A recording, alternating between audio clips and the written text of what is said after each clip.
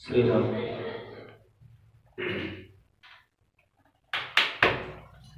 आज श्री राम कथा ज्ञान यज्ञ की प्रवेश वेला के प्रथम दिवस की कथा में व्यासपीठ से मैं आप सभी आए हुए सम्मानित श्रोता गणों का साक्षात भक्ति एवं शक्ति स्वरूपा हमारी माताएं एवं बहनों, आप सभी लोगों का इस व्यासपीठ से मैं स्वागत एवं अभिनंदन करता हूं।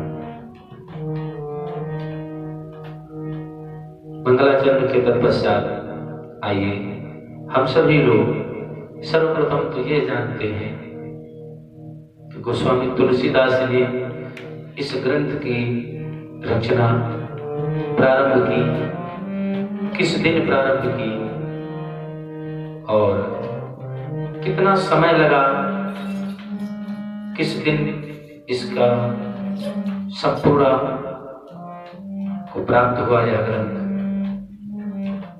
देखिए,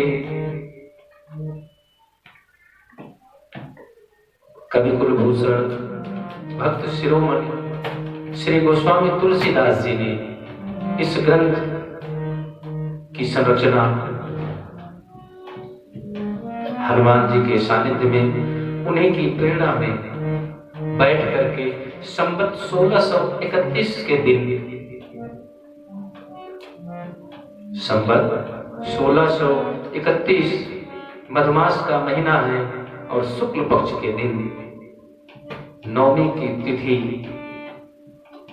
में इस ग्रंथ का सुंदर संरचना प्रारंभ की थी। बाबा ने मधुमास शुक्ल पक्ष नवमी के दिन अपनी लेखनी उठाई थी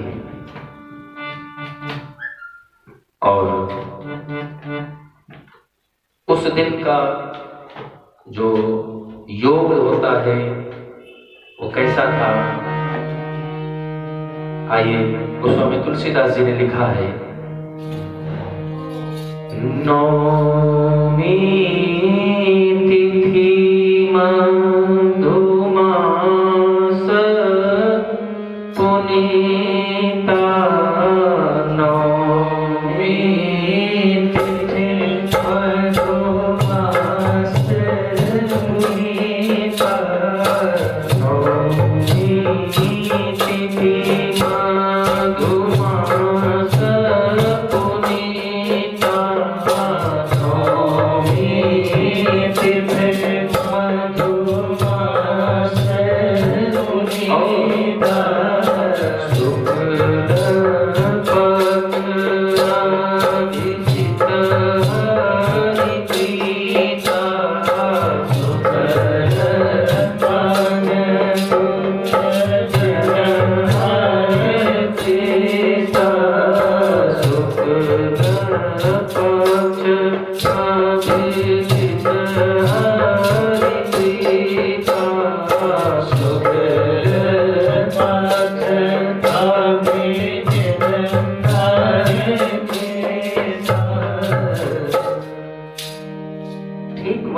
संयोग था जैसा त्रेता युग में प्रभु श्री राम के प्राकट्य के दिन था।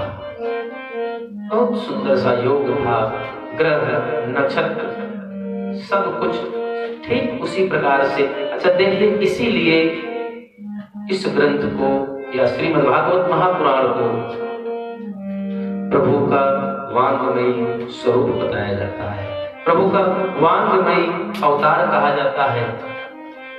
कोई और वजह नहीं है, यही वजह है।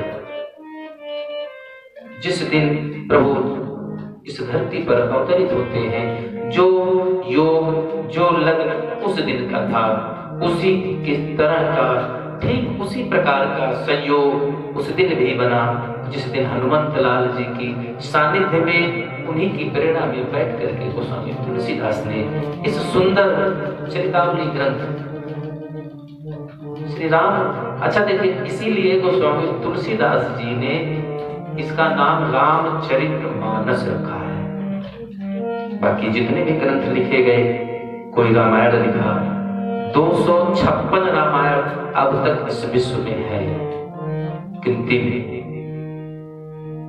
आध्यात्म रामायण, वाल्मीकि रामायण, कृतवास रामायण, लौह कुश रामायण, बहुत से रामायण है। लेकिन गोस्वामी तुलसीदास जी ने इसीलिए इस ग्रंथ का नाम श्री रामचरित मानस रखा। क्यों इसको मानस क्यों कहा? भाव अनेक राजेश कहो, केहि की कविता एक संग सजोती,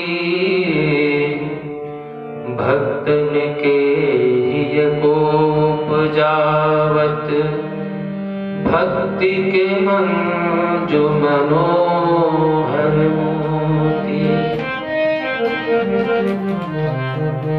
मनमोह विकारन को पल में,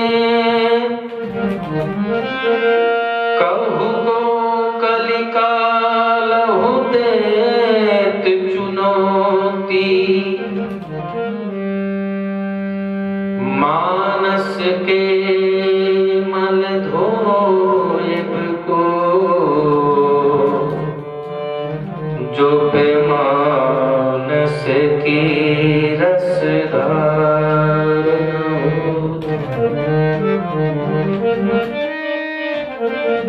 इसीलिए गोस्वामी तुलसीदास जी ने चरित्र की कथा से चरित्र को संवारने के लिए इस ग्रंथ की संरचना करी और इसका सुंदर सा नाम दिया गया श्री रामचरित मानस। अच्छा देखिए, जिस दिन इस ग्रंथ की पूर्ण हुई, लेखनी समापन की ओर हुई, उस दिन का योग, उस दिन के योग जैसा था भक्तों, जिस दिन प्रभु श्री राम और मैया जानकी का सुंदर पानी नहर संस्कार हुआ था। अगहन महीना या यूं कह लीजिए संवत 1635 मार्गशीर्ष शुक्ल पक्ष की पंचमी के दिन इस ग्रंथ की लेखनी बाबा ने पूर्ण करी। 2 वर्ष 7 महीना 26 दिन में यह ग्रंथ लिख करके बाबा ने पूर्ण किया। अच्छा, जब बाबा ने इसको पूर्ण कर लिया तो अयोध्या में प्रभु श्री राम ने बाबा को दर्शन दिया, आदेश किया कि बाबा गोस्वामी जी आप इस ग्रंथ को लेकर के काशी विश्वनाथ के चरणों में जाएं और वहां इस ग्रंथ को सर्वप्रथम बाबा विश्वनाथ को सुनाइए और मैया अन्नपूर्णा के चरणों में बैठ करके इस ग्रंथ का प्रथम गायन इस धरती पर होना चाहिए।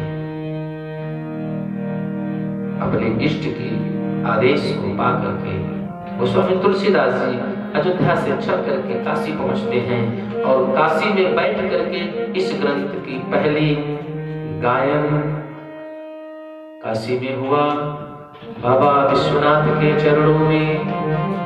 दूसरी बार इस ग्रंथ के रचना होने के बाद जनमानस को क्या लाभ मिला, एक बार मैं इस व्यास मंच से स्पष्ट कर देना चाहता हूं। जिस समय गोस्वामी तुलसीदास जी ने इस ग्रंथ की रचना करी उस समय हमारे देश पर मुगलों का शासन था, ध्यान दीजिएगा। और मुगलों का शासन कैसा प्रबल था, बलात् हमारे हिंदू धर्म को दबाया जा रहा था, परिवारों से महिलाओं को, बेटियों को जबरदस्ती ले जाकर के इस्लाम कबूल करवाया जाता था, नहीं मानने पर जबरन उनसे ब्याह कर दिया जाता था, जो पुरुष नहीं मानता था उसकी हत्या कर दी जाती थी। कुछ धन के लालच में गए, कुछ जन के लालच में गए। गोस्वामी तुलसीदास जी ने जिस समय इस ग्रंथ की रचना की और इस ग्रंथ की रचना करके जैसे ही गोस्वामी तुलसीदास जी ने काशी विश्वनाथ के आदेश पर जनमानस तक इस ग्रंथ को पहुंचाया, जनमानस में एक लहर सी आ गई थी। इसीलिए कहा गया है संत सिर्फ संत नहीं है, वो हर युग के एक सफल देशभक्त, सफल क्रांतिकारी के स्वरूप में रहे। प्रत्यक्ष उन्होंने कुछ नहीं किया, लेकिन परोक्ष में बल दिया है, जगाया है जनमानस को। और गोस्वामी तुलसीदास जी का यह ग्रंथ जब जनमानस तक पहुंचा है, तो जनमानस के बीच तुलसीदास जी का यह ग्रंथ किस प्रकार है, साधक का भाव है। उत्तरकांड में जैसे 14 वर्ष का वनवास काट करके प्रभु श्री राम लंका फतह करके आते हैं, विजय करके आने में थोड़ा विलंब हुआ, इधर भैया भरत जी व्याकुल हो गए। चरण पादुका को बाहर रख करके सरजू जी में डुबकी लगाने जा रहे हैं कि लगता है भैया हमें त्याग दिए हैं। मन व्यथित है। जैसे ही उन्होंने सरजू मैया में डुबकी लगाई तो विप्र आकर के दोनों भुजाओं को पकड़ करके उन्हें बाहर निकल आते हैं। भरत जी ने हाथ जोड़कर कहा, विप्रवर आप कौन हैं? हमने तो आपको अवध क्षेत्र में पहले नहीं देखा, और क्यों आप हमारे इस प्राण को बचाना चाहते हैं, जबकि मेरे ये प्राण अधम हैं। अगर ये अधम ना होते तो मेरे कारण हमारे प्रिय भैया भाभी और लखनलाल भैया अवध का त्याग करके वन को चले गए, और हमारे पूज्य पिता चक्रवर्ती सम्राट महाराज दशरथ स्वर्ग से ला गए। क्या अब भी आप ये कहेंगे कि मेरे प्राण अधम नहीं है? नहीं तो इन्हें तो पहले ही इस मिट्टी की शरीर को छोड़ करके चले जाना चाहिए था। जब इधर इनकी यह दशा देख करके, इनकी दशा के बारे में विचार करके प्रभु श्री राम व्यथित हो गए, और उन्होंने पवनपुत्र को आदेश किया, हे पवनपुत्र आप विलंब न करते हुए यथाशीघ्र भरत जी के पास पहुंचे। कहीं ऐसा ना हो कि मुझे देर हो जाए और भैया भरत प्राण त्याग दें।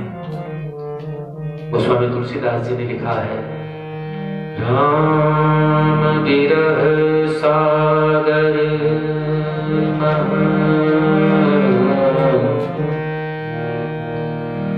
भरत मगन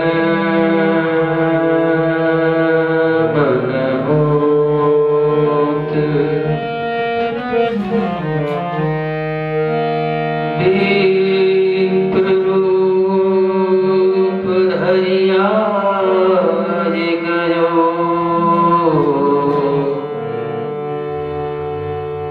जाय गयो जिमि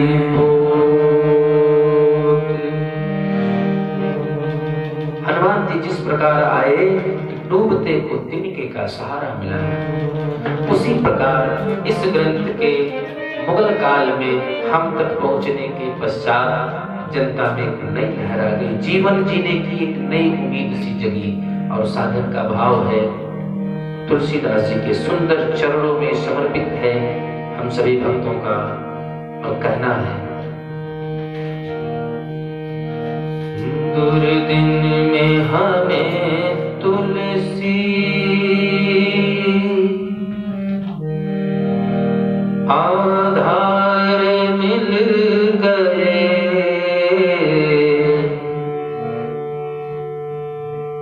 बहती हुई नौका के पतवार मिल गए, बहती हुई नौका के पतवार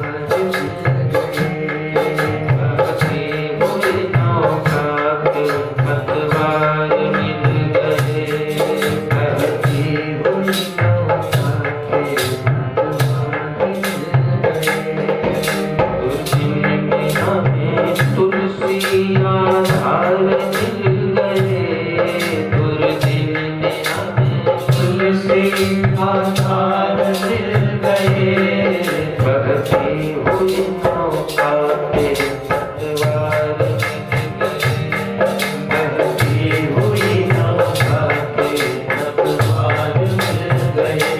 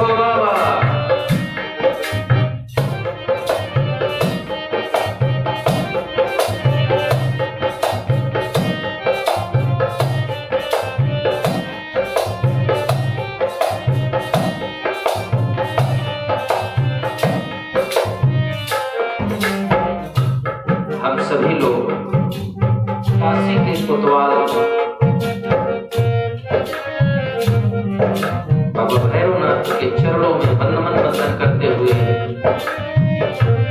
और यह रचना इस भक्त की है, उनका भी नाम बाबा भैरव की है, भैरवनाथ की रचना है। उनके लिए हम सभी लोग पुष्पांजलि भाव के रूप में कहना है। तुमसे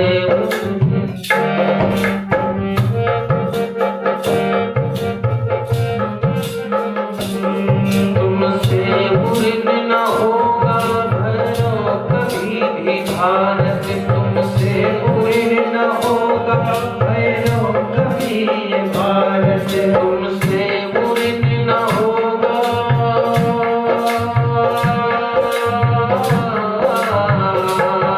तुमसे पूर्ण न होगा भैरव कभी भी, तुमसे पूर्ण न होगा भैरव कभी भारत। हिंदुत्व के गले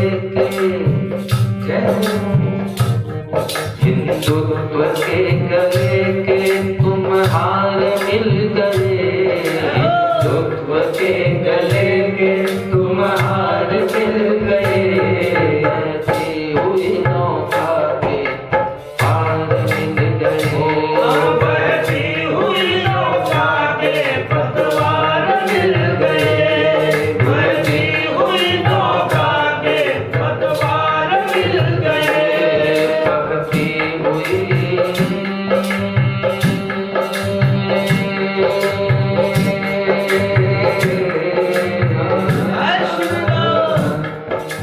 दिन में हमें तुलसी, ताली बजाते हुए आप सभी लोग हमारे साथ में आए और कहना है, दुर्दिन में हमें तुलसी आधार मिल गए, दुर्दिन में हमें तुलसी आधार मिल गए, बढ़ते हुए नौका के पतवार मिल गए, बढ़ती हुई नौका के पतवार मिल गए, बढ़ती हुई नौका के पतवार मिल गए, बढ़ती हुई नौका के पतवार मिल गए।